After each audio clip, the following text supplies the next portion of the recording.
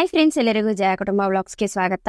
ನಿನ್ನ ಜೊತೆ ನನ್ನ ಕತೆ ಸೀರಿಯಲ್ ನಲ್ಲಿ ಇವತ್ತಿನ ಸಂಚಿಕೆಯಲ್ಲಿ ಏನೆಲ್ಲ ಆಗುತ್ತೆ ಅಂತ ಪೂರ್ತಿಯಾಗಿ ನೋಡ್ಕೊಂಡ್ ಬರೋಣ ಬನ್ನಿ. ಸಂಚಿಕೆಯ ಶುರುವಿನಲ್ಲಿ ನಚಿಕೇತ್ ಸೂಸೈಡ್ ಮಾಡ್ಕೋಬೇಕು ಅಂತ ಇನ್ನೇನು ನಿದ್ದೆ ಮಾತ್ರೆನ ತಿನ್ನುವಷ್ಟರಲ್ಲಿ ಭೂಮಿ ಅಲ್ಲಿಗೆ ಬರ್ತಾಳೆ.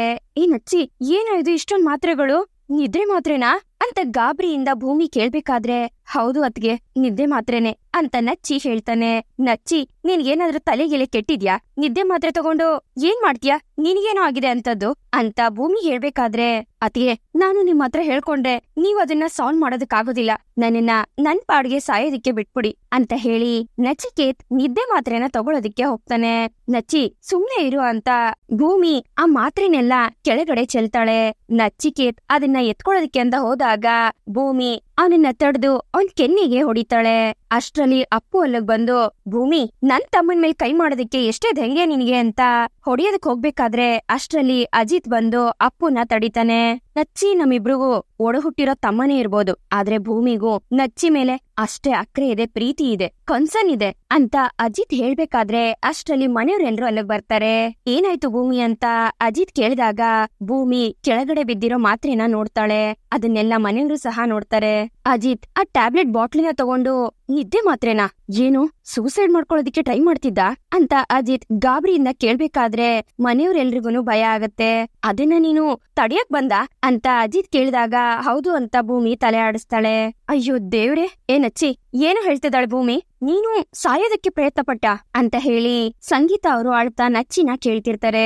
ಏನಚ್ಚಿ, ನಿನ್ ಏನಾದ್ರೂ ಪ್ರಾಬ್ಲಮ್ ಇತ್ತು ಅಂತಂದ್ರೆ ನಮ್ಮ ಹತ್ರ ಹೇಳ್ಕೊಳೋ, ನಾವೆಲ್ರೂ ಇದೀವಲ್ವಾ, ನಾವು ನೋಡ್ಕೋತಿದ್ವಿ. ಈ ತರ ನೀನು ಸೂಸೈಡ್ ಅಟೆಂಪ್ಟ್ ಮಾಡಿದ್ರೆ ಹೇಗೋ ಅಂತ ಅಜಿತ್ ಕೇಳ್ಬೇಕಾದ್ರೆ, ಇಲ್ಲ, ನನ್ ಪ್ರಾಬ್ಲಮ್ನ ಯಾರು ಸಾಲ್ವ್ ಮಾಡೋದಕ್ಕಾಗೋದಿಲ್ಲ. ನಾನು ಅತ್ತಿಗೆ ಜೊತೆ ಹೋಗಿ ಯಾರನ್ನ ಕರ್ಕೊಂಡ್ ಬರ್ಬೇಕು ಅಂತ ಅನ್ಕೊಂಡಿದ್ನೋ ಆ ಅನಾಯ ಅವಳು ಇವತ್ತು ಯಾರೋ ಬೇರೆಯವ್ರ ಜೊತೆ ಮದ್ವೆ ಆಗ್ಬಿಟ್ಲು ಅಂತ ಹೇಳ್ಕೊಂಡು ನಚ್ಚಿ ಅಳ್ತಿರ್ತಾನೆ. ಅದನ್ನ ಕೇಳಿ ಮನೆಯವ್ರೆಲ್ರಿಗೂ ಶಾಕ್ ಆಗತ್ತೆ. ನಚ್ಚಿ ಅವಳು ಯಾಕೆ ಈ ರೀತಿ ಮಾಡಿದ್ಲು ಅಂತ ಭೂಮಿ ಕೇಳ್ಬೇಕಾದ್ರೆ, ಅತ್ಗೆ, ನನ್ಗೆ ಅಮೆರಿಕಾದಲ್ಲಿ ತುಂಬಾ ಹುಡುಗಿ ಫ್ರೆಂಡ್ಸ್ ಇದ್ರು, ಆದ್ರೆ ನಾನ್ ನನ್ ಮನ್ಸ್ ಕೊಟ್ಟಿದ್ದು ಅನಾಯಾಗ್ ಮಾತ್ರ. ಅವಳು ನನ್ ಮೊದಲನೇ ಪ್ರೀತಿ, ಅವಳನ್ನ ನಾನು ಕೊನೆವರೆಗೂ ಪ್ರೀತಿಸ್ಬೇಕು, ಅವಳೊಬ್ಳೆ ನನ್ಗಿರ್ಬೇಕು ಅಂತ ಅನ್ಕೊಂಡೆ. ಆದ್ರೆ ಅವಳು ಈ ರೀತಿ ಮಾಡ್ತಾಳೆ ಅಂತ ಅನ್ಕೊಂಡಿರ್ಲಿಲ್ಲ. ನಮ್ಗೆ ಹುಟ್ಟೋ ಮಕ್ಳಿಗೆ ಏನ್ ಹೆಸರಿಡ್ಬೇಕು ಅಂತಾನೂ ನಾವು ಮಾತಾಡ್ತಿದ್ವಿ. ನಮ್ಮಿಬ್ರನ್ನು ನೋಡಿದವರೆಲ್ಲ ರೋಮಿಯೋ ಜೂಲಿಯಟ್ ಅಂತ ಕರೀತಾ ಇದ್ರು ನಮ್ಮನ್ನ. ಅವಳಷ್ಟು ಪ್ರೀತಿನ ನನ್ನನ್ನ ಯಾರು ಮಾಡೋದಕ್ಕೆ ಸಾಧ್ಯನೇ ಇಲ್ವೇನೋ ಅಂತ ನಾನ್ ಅನ್ಕೊಂಡಿದ್ದೆ. ಆದ್ರೆ ನಾನ್ ಬಂದು 2 ತಿಂಗಳಾಗಿರ್ಬೋದು ಅಷ್ಟೇ. ಆದ್ರೆ ಅವಳು ಅಷ್ಟ್ರಲ್ಲಿ ಅಂತ ಹೇಳ್ಕೊಂಡು ನಚ್ಚಿ ಅಳ್ತಿರ್ಬೇಕಾದ್ರೆ ಮನೆಯವರೆಲ್ಲರೂ ನಚಿಕೇತ್ಗೆ ಸಮಾಧಾನ ಮಾಡ್ತಾರೆ. ಅಲ್ಲ ಬ್ರೋ, ಅವಳು ಯಾಕ್ ಬ್ರೋ ನನ್ನನ್ನ ರಿಜೆಕ್ಟ್ ಮಾಡಿದ್ಲು? ನನ್ ಪ್ರೀತಿಗೆ ಬೆಲೆನೇ ಇಲ್ವಾ? ಆದ್ರೂ ನೀನು ಲಕ್ಕಿ ಬ್ರೋ, ನಿನಗೆ ಅತ್ತಿಗೆ ಸಿಕ್ಕಿದ್ರು, ನೀವಿಬ್ರು ಲವ್ ಮಾಡಿದ್ರಿ, ಇಡೀ ಮನೆಯವರೇ ವಿರೋಧಿಸಿದ್ರು, ನೀವು ಮದ್ವೆ ಆದ್ರಿ. ಯಾಕಂದ್ರೆ ನಿಮ್ಮಿಬ್ರಿಗೂ ಒಬ್ರ ಮೇಲೆ ಇನ್ನೊಬ್ರಿಗಿರೋ ಪ್ರೀತಿ ನಂಬಿಕೆ ತಾನೆ. ಆದ್ರೆ ಆ ಪ್ರೀತಿ ನಂಬಿಕೆ ಅನಾಯಾಗೆ ನನ್ ಮೇಲೆ ಇರ್ಲೇ ಇಲ್ಲ, ಅದಕ್ಕೆ ಕೈ ಕೊಟ್ಟು ಹೊರಟೋದ್ಲು. ಎಲ್ಲಾ ಹೆಣ್ಮಕ್ಳಿಗೂ ನಮ್ ಅತ್ತಿಗೆ ಗುಣ ಇದ್ದಿದ್ರೆ ಎಷ್ಟು ಚೆನ್ನಾಗಿರ್ತಿತ್ತಲ್ವಾ. ಒಂದ್ಸಲ ನಿನ್ ಜೊತೆಗಿರ್ತೀನಿ ಅಂತ ಮಾತ್ ಕೊಟ್ಮೇಲೆ ಮುಗೀತು, ಲೈಫ್ ಲಾಂಗ್ ಕಣ್ರೆಪ್ಪೆ ತರ ನಿನ್ನನ್ನ ನೋಡ್ಕೋತಾರಲ್ವಾ. ಆದ್ರೆ ಅನಾಯ ಎಷ್ಟೇ ಕಷ್ಟ ಬಂದ್ರು ನಿನ್ ಜೊತೆ ಇರ್ತೀನಿ ಅಂತ ಈ ರೀತಿ ಅಂತ ಹೇಳ್ತಾ ನಚ್ಚಿ ಅಜಿತ್ ಮತ್ತೆ ಭೂಮಿ ಕೈನ ಹಿಡ್ಕೊಂಡು, ಇದೇ ರೀತಿ ಬ್ರೋ ಕೈ ಹಿಡ್ಕೊಂಡು ನನ್ಗೆ ಪ್ರಾಮಿಸ್ ಮಾಡಿದ್ಲು. ಅವಳು ಯಾಕೆ ಈ ರೀತಿ ಮಾಡಿದ್ಲು ಅಂತ ಗೊತ್ತೇ ಆಗ್ಲಿಲ್ಲ ಬ್ರೋ ಅಂತ ಹೇಳ್ಕೊಂಡು ನಚ್ಚಿ ಅಳ್ಬೇಕಾದ್ರೆ, ನಚ್ಚಿ ಅವಳು ನಿನ್ನ ರಿಜೆಕ್ಟ್ ಮಾಡ್ಲಿಲ್ಲ, ನೀನಂತ ಒಳ್ಳೆ ಹುಡುಗನ್ನ ಅವಳು ಮಿಸ್ ಮಾಡ್ಕೊಂಡ್ಲು ಅಂತ ಭೂಮಿ ಹೇಳ್ತಾಳೆ. ನಿನ್ ಜೊತೆ ಬದುಕೋದಕ್ಕೆ ಅವಳಿಗೆ ಯೋಗ್ಯತೆನೇ ಇಲ್ಲ, ನೀನ್ ಅವಳಿಗೋಸ್ಕರ ಒಂದ್ ಹನಿ ಕಣ್ಣೀರ್ ಹಾಕಿದ್ರುನು ವೇಸ್ಟೆ ಅಂತ ಅಪ್ಪು ಸಮಾಧಾನ ಮಾಡ್ತಿರ್ತಾಳೆ. ನಚ್ಚಿ, ಎಂತ ವಿಶ್ವಾಸ ದ್ರೋಹ ಮಾಡಿದಾಳವಳು, ಅಂತವಳಿಗೋಸ್ಕರ ನೀನ್ ಯಾಕೆ ಅವಳಿಗೋಸ್ಕರ ಸಾಯ್ತ್ಯಾ ಅಂತ ದೇವಯಾನಿ ಹೇಳ್ತಾಳೆ. ನಚ್ಚಿ, ನಿನ್ನ ಈ ಸ್ಥಿತಿಲಿ ನೋಡೋದಕ್ಕಾಗ್ತಿಲ್ಲ ಕಣೋ, ಪ್ಲೀಸ್ ಅಳ್ಬಿಡ ಕಣೋ ಅಂತ ಸಂಗೀತ ಅವರು ಸಮಾಧಾನ ಮಾಡ್ತಿರ್ತಾರೆ. ಆಗ ರಾಮನಾರಾಯಣ್ ನಚ್ಚಿ ಹತ್ರ ಬಂದು, ನೋಡ, ನಿನ್ ಮನಸ್ಥಿತಿ ಗೊತ್ತಿಲ್ದಂಗೆ ನಾನ್ ನಿನ್ಗೆ ಕೈ ಮಾಡ್ಬಿಟ್ಟೆ, ಬೇಜಾರ್ ಮಾಡ್ಕೋಬೇಡ. ನಿನ್ ಮನ್ಸಿಗೆ ಏನಾದ್ರೂ ನೋವಿದ್ರೆ ನನ್ನ ಹತ್ರ ಹೇಳ್ಕೊಳೋ, ಜೀವನದಲ್ಲಿ ಯಾವಾಗ್ಲೂ ಧೈರ್ಯವಾಗಿರ್ಬೇಕು ಕಣೋ ಅಂತ ರಾಮನಾರಾಯಣ್ ನಚ್ಚಿಗೆ ಹೇಳ್ತಿರ್ತಾರೆ. ಮನೆಯವ್ರೆಲ್ರೂ ಸೇರಿ ನಚ್ಚಿಗೆ ಸಮಾಧಾನ ಮಾಡ್ಬೇಕಾದ್ರೆ, ಅಲ್ಲ ಕಣೋ ನಚ್ಚಿ, ಈ ರೀತಿ ನಿರ್ಧಾರ ಮಾಡೋದಕ್ಕಿಂತ ಮುಂಚೆ ನಮ್ ನೆನಪು ಆಗ್ಲೇ ಇಲ್ವೇನೋ ನಿನಗೆ? ನಿನಗ್ ಗೊತ್ತೇನೋ, ನೀನು ಚಿಕ್ಕವನಿರ್ಬೇಕಾದ್ರೆ ನಿನಗೆ ತುಂಬಾ ಹುಷಾರಿರ್ಲಿಲ್ಲ ಕಣೋ. ಆಗ ಡಾಕ್ಟರ್ ಹೇಳಿದ್ರು ಈ ಮಗು ಉಳಿಯೋದೇ ಕಷ್ಟ ಅಂತ. ನಾನು ನಿಮ್ಮಪ್ಪ ಎಷ್ಟು ಕಷ್ಟಪಟ್ವಿ ಗೊತ್ತೇನೋ ಅವಾಗ ನಿನಗೆ? ನಾವ್ ಮಾಡ್ದಿರೋ ಪೂಜೆ ಇಲ್ಲ, ಹರಕೆ ಹೊತ್ಕೊಳ್ದಿರ ದೇವ್ರೇ ಇಲ್ಲ, ಕೊನೆಗೆ ಒಂದ್ ಕಲ್ಲು ಕಲ್ಲನ್ ನೋಡಿದ್ರೂ ಸಹ ಆ ಕಲ್ಗುನು ಕೈ ಮುಗ್ದು ಬೇಡ್ಕೊಂಡಿದೀನ್ ಕಣೋ. ಹೀಗಿರ್ಬೇಕಾದ್ರೆ ಬರೀ 2 ವರ್ಷ ಪ್ರೀತಿ ಮಾಡಿರೋ ಹುಡುಗಿಗೋಸ್ಕರ ನೀನ್ ಈ ರೀತಿ ಮಾಡಿದ್ದು ಸರಿ ಏನೋ? ಹಾಗಾದ್ರೆ ಈ ಅಪ್ಪ ಅಮ್ಮನ್ ಪ್ರೀತಿ ಮೇಲೆ ನಿನಗೆ ಬೆಲೆನೇ ಇಲ್ವೇನೋ? ಹೇಳೋ ನಚ್ಚಿ, ನಾವು ಬೇಡ್ವೇನಾ ನಿನಗೆ ಅಂತ ಸಂಗೀತ ಅವರು ಅಳ್ತಾ ಕೇಳ್ಬೇಕಾದ್ರೆ ನಚ್ಚಿ ಕೈ ಮುಗ್ದು ತಪ್ಪಾಯ್ತು ಅಂತ ಕೇಳ್ಕೊತಾನೆ. ಎಂತ ಪರಿಸ್ಥಿತಿ ಬಂದ್ರು ಇನ್ಮೇಲೆ ನೀನು ಈ ರೀತಿ ಮಾಡ್ಕೋಬಾರ್ದು ಅಂತ ಹೇಳಿ ಸಂಗೀತ ಅವರು ಮನೆಯವರೆಲ್ರೂ ನೀವು ಹೋಗಿ ನಾನಿವತ್ತು ನಚ್ಚಿ ಜೊತೆನೆ ಇರ್ತೀನಿ ಅಂತ ಕೇಳ್ಕೊತಾರೆ. ಸರಿ ಆಯ್ತು ಅಂತ ಎಲ್ರು ಅಲ್ಲಿಂದ ಹೊರಟೋಗ್ತಾರೆ. ಈ ಕಡೆ ಅಜಿತ್ ರೂಮಿಗ್ ಬಂದು ಟೆನ್ಷನ್ ಅಲ್ಲಿ ಓಡಾಡ್ತಿರ್ತಾನೆ. ನನ್ ಪ್ರಾಣಕ್ಕಿಂತ ಹೆಚ್ಚಾಗಿ ಪ್ರೀತಿಸ್ತಿದ್ದ ಸಾಹಿತ್ಯ ನನ್ನನ್ನ ಬಿಟ್ಟು ಹೊರಟೋದ್ಲು. ನಚ್ಚಿ ಹುಡುಗಿ ಕೂಡ ನಚ್ಚಿನ ಬಿಟ್ಟು ಹೊರಟೋದ್ಲು. ಜೀವನ ಪೂರ್ತಿ ಜೊತೆಯಾಗಿರ್ತೀನಿ ಅಂತ ಹೇಳೋದವ್ರೆ ಬಿಟ್ಟು ಹೋದ್ಮೇಲೆ ಇನ್ನು 1 ವರ್ಷದ ಕಾಂಟ್ರಾಕ್ಟ್ ಅಂತ ಬಂದಿರೋ ಭೂಮಿ ಜೀವನ ಪೂರ್ತಿ ಜೊತೆಯಾಗಿರು ಅಂತಂದ್ರೆ ಒಪ್ಕೋತಾಳ? ನಾನು ಅವಳಿಂದ ತುಂಬಾ ಜಾಸ್ತಿ ಎಕ್ಸ್ಪೆಕ್ಟ್ ಮಾಡ್ತೀನಿ.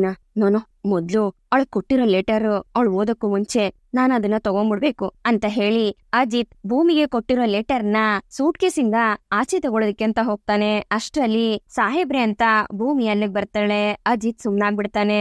ಸಾಹೇಬ್ರೆ, ನೀವು ಈ ಮನೆ ಹಿರಿಮಗ, ಈ ಟೈಮಲ್ಲಿ ನೀವು ನಚ್ಚಿಗೆ ಧೈರ್ಯ ಹೇಳ್ಬೇಕು. ಅಂತದ್ರಲ್ಲಿ ನೀವೇ ಬಂದು ರೂಮ್ ಸೇರ್ಕೊಬಿಟ್ರೆ ಹೇಗ್ ಹೇಳಿ? ಇವಾಗ ನಿಮ್ ತಮ್ಮಂಗೆ ನಿಮ್ ಅವಶ್ಯಕತೆ ತುಂಬಾನೇ ಇದೆ. ಬನ್ನಿ ಸಾಹೇಬ್ರೆ, ಒಂದ್ಸಲ ಅವ್ರ ಹತ್ರ ಮಾತಾಡಿ ಅಂತ ಭೂಮಿ ಅಜಿತ್ ಕೈ ಹಿಡ್ಕೊಂಡು ಹೋಗೋದಕ್ಕೆ ನೋಡ್ತಾಳೆ. ಆದ್ರೆ ಅಜಿತ್ ಹೋಗ್ದೆ ಅಲ್ಲೇ ನಿಂತ್ಕೋತಾನೆ.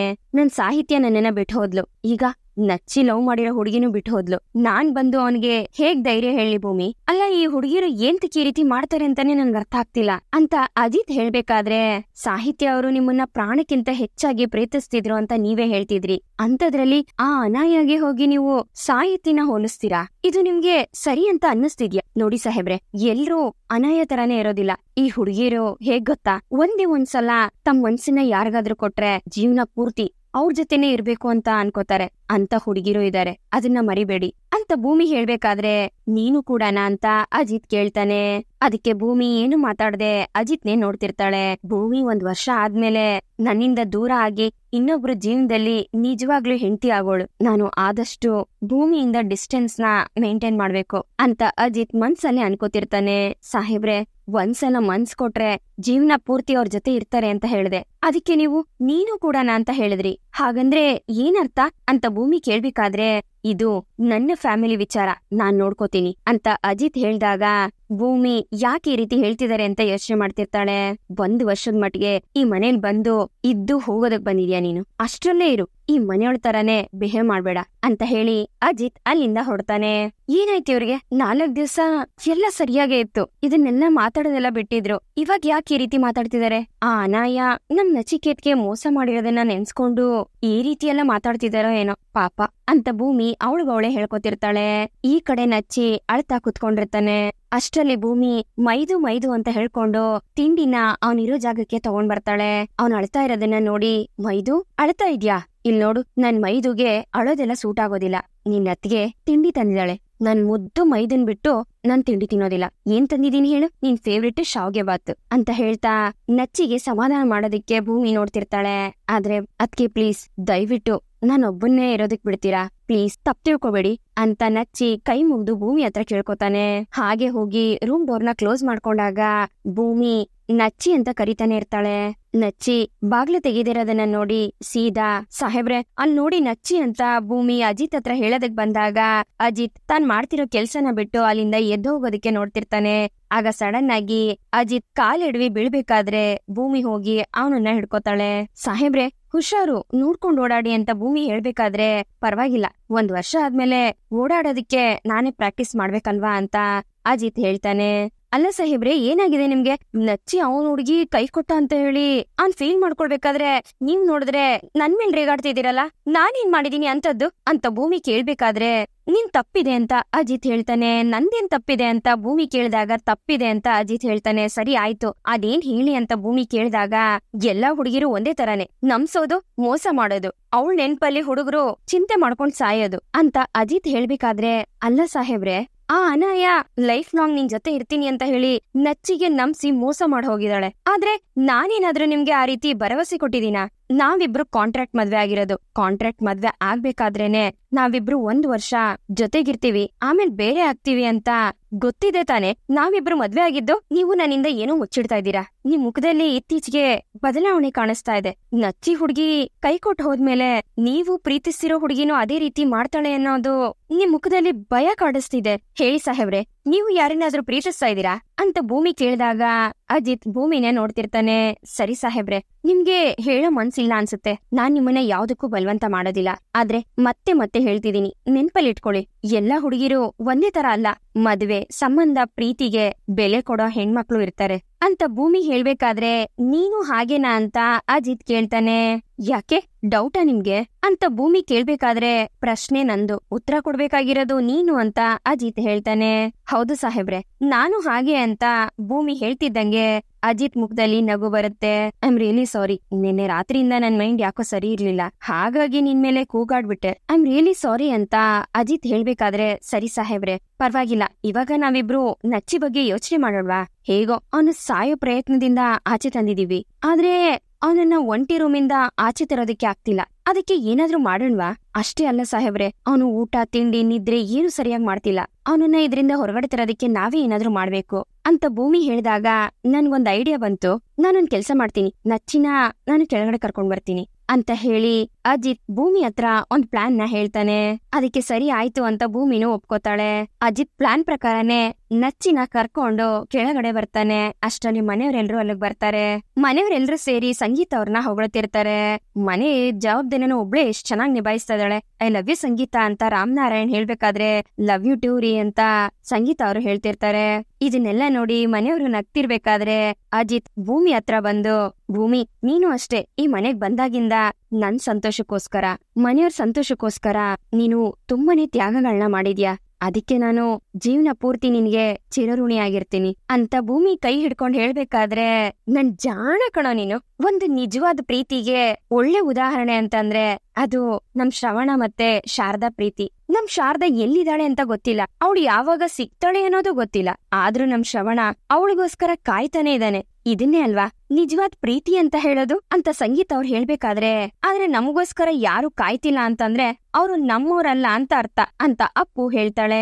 ಹಾ, ಬೇಜಾರ್ ಮಾತೆಲ್ಲ ಬೇಡ, ಇವಾಗ ಪ್ರೀತಿ ಪ್ರೇಮದ್ ಮಾತ್ ನಡೀತಾ ಇದೆ. ಹಾಗಾಗಿ ನಚ್ಚಿ ಕೂಡ ನನ್ಗೆ ಪ್ರೀತಿಯ ತಮ್ಮ. ಅಷ್ಟೇ ಅಲ್ಲ ಅಜ್ಜಿ, ನಿಮಗ್ ಗೊತ್ತಿಲ್ದಿರೋ, ರಾಮಣ್ಣಂಗ್ ಗೊತ್ತಿಲ್ದಿರೋ, ಸಂಗೀತ ಅವ್ರಿಗೆ ಗೊತ್ತಿಲ್ದಿರೋ, ನಚ್ಚಿಗೂ ಗೊತ್ತಿಲ್ದಿರೋ ಕೆಲವೊಂದು ಬಾಲ್ಯದ ಫೋಟೋಗಳನ್ನ ನಾನು ಕಲೆಕ್ಟ್ ಮಾಡ್ಕೊಂಡಿದೀನಿ. ಅಷ್ಟೇ ಅಲ್ಲ, ಅವ್ನ್ ನೋಡಿದ್ರೆ ಅವನ್ಗೂ ಗುರ್ತ್ ಸಿಗೋದಿಲ್ಲ ಅಂತ ಸತ್ಯಣ್ಣ ಹೇಳ್ಬೇಕಾದ್ರೆ, ತೋರ್ಸಿ ಸತ್ಯಣ್ಣ ಅಂತ ಅಜಿತ್ ಕೇಳ್ತಿರ್ತಾನೆ. ಆಗ ನಚ್ಚಿ ಫೋಟೋನ ಸಂಗೀತ ಅವರು ಅಜಿತ್ ಎಲ್ರು ನೋಡಿ ಖುಷಿಯಿಂದ ಅದ್ರ ಬಗ್ಗೆನೆ ಮಾತಾಡ್ತಿರ್ತಾರೆ.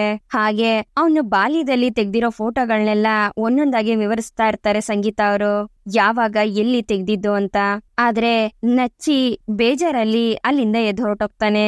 ಅಮ್ಮ, ಇದ್ಯಾಕೋ ಪ್ಲಾನು ವರ್ಕೌಟ್ ಆಗ್ತಿಲ್ಲ, ಬೇರೆ ಏನಾದ್ರೂ ಮಾಡ್ಬೇಕು ಅಂತ ಅಜಿತ್ ಯೋಚನೆ ಮಾಡ್ಬೇಕಾದ್ರೆ, ಹೀಗ್ ಮಾಡಿದ್ರೆ ಹೇಗೆ ಅಂತ ಭೂಮಿ ಹೇಳ್ತಾಳೆ. ಏನದು ಅಂತ ಸಂಗೀತ ಅವರು ಸಹ ಖುಷಿಯಿಂದ ಕೇಳ್ತಾರೆ. ಭೂಮಿ ಬೇಜಾರಲ್ಲಿದ್ದಾಗ ನಚ್ಚಿ ಮತ್ತೆ ಸತ್ಯಣ್ಣ ಇಬ್ರು ಜೋಕರ್ ಮತ್ತೆ ಚಾಂಪ್ಲಿನ್ ವೇಷ ಹಾಕೊಂಡು ಹೇಗ್ ನಗ್ಸಿದ್ರೋ ಅದೇ ರೀತಿ ಸತ್ಯಣ್ಣ ಮತ್ತೆ ಭೂಮಿ ಇಬ್ರು ಸೇರ್ಕೊಂಡು ಚಾರ್ಲಿ ಚಾಪ್ಲಿನ್ ಮತ್ತೆ ಜೋಕರ್ ವೇಷ ಹಾಕೊಂಡು ನಚ್ಚಿನ ನಗ್ಸೋದಿಕ್ಕೆ ಪ್ರಯತ್ನ ಪಡ್ತಿರ್ತಾರೆ. ಅವ್ರ ಜೊತೆ ಮನೆಯವರೆಲ್ರು ಸೇರ್ಕೊಂಡು ನಚ್ಚಿನ ಖುಷಿ ಪಡ್ಸೋದಿಕ್ಕೆ ನೋಡ್ತಿರ್ತಾರೆ. ನಚ್ಚಿ ಸಮಾಧಾನ ಆಗ್ತಾನ, ಮತ್ತೆ ಮನೆಯವ್ರ ಜೊತೆ ನಗ್ನಗ್ತಾ ಮಾತಾಡ್ತಾನ, ಸರಿ ಹೋಗ್ತಾನ ಅನ್ನೋದು ನಾಳಿನ ಸಂಚಿಕೆಯಲ್ಲಿ ಗೊತ್ತಾಗತ್ತೆ. ಇಲ್ಲಿಗೆ ಈ ಒಂದು ಸಂಚಿಕೆ ಮುಗಿಯುತ್ತೆ. ಈ ಸಂಚಿಕೆ ನಿಮ್ಗೆ ಇಷ್ಟ ಆಗಿದೆ ಅಂತ ಅನ್ಕೊಳ್ತೀನಿ. ಇಷ್ಟ ಆಗಿದ್ರೆ ದಯವಿಟ್ಟು ಲೈಕ್ ಮಾಡಿ, ಹಾಗೆ ಹೇಗಿತ್ತು ಅನ್ನೋದನ್ನ ಕಮೆಂಟ್ ಮೂಲಕ ತಿಳಿಸಿ. ಮತ್ತೆ ಮುಂದಿನ ಸಂಚಿಕೆಯೊಂದಿಗೆ ನಿಮ್ಮನ್ನ ಭೇಟಿ ಆಗ್ತೀನಿ. ಅಲ್ಲಿವರೆಗೂ Tata, bye bye, take care.